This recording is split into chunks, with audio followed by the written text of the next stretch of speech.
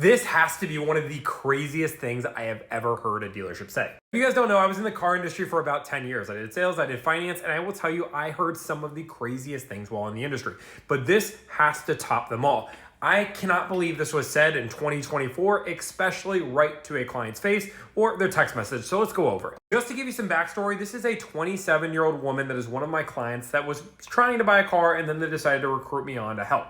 Now, this person owns a house, have owned a car before, and have multiple jobs. This is not a 21-year-old or a 20-year-old person buying a vehicle. This is important for context. This message thread gets worse and worse as it continues through, but the only saving grace is I think this was probably sent through a CRM, meaning a dealership and manager can review this and see why they didn't get a car deal and hopefully correct the behavior, and maybe even this person shouldn't even have a job in my opinion.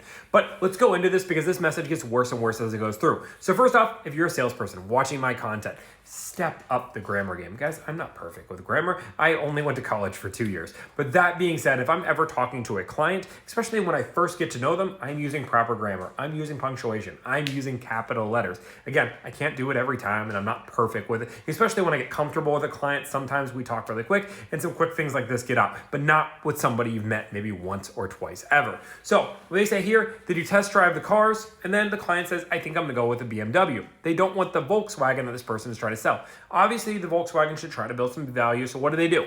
They say, wow, which really? This is what you're saying to clients? Is this what you're doing, salespeople? High maintenance, you don't want that. You guys might say, wow, did some bad grammar tell me this is the worst you've ever seen? Just wait for it. Now let's continue. I have a BMW customer trading in because they have high maintenance costs. Now, you might have seen the next text, which we'll get to in just a second, but bashing a competition is fine when you're selling cars, but do it seldomly. Use it as just a small thing and as a small plug and talk about why your car is better. Why should you buy a Volkswagen rather than buying a BMW? But this is the worst comment here. Your husband must be well off. If you guys don't know, my client is single. They've never identified that they have a husband or a boyfriend and did not come to the dealership with a man. This person assumed because this client was buying a BMW, their husband must have been buying a car for him. And people wonder why women feel mistreated and misunderstood in the department and feel like they can't go buy a car because comments like this. And guys, I'm not trying to jump on the crazy sexism train and saying the world is over and everybody is horrible, but I'm saying in the car industry, we have a huge problem.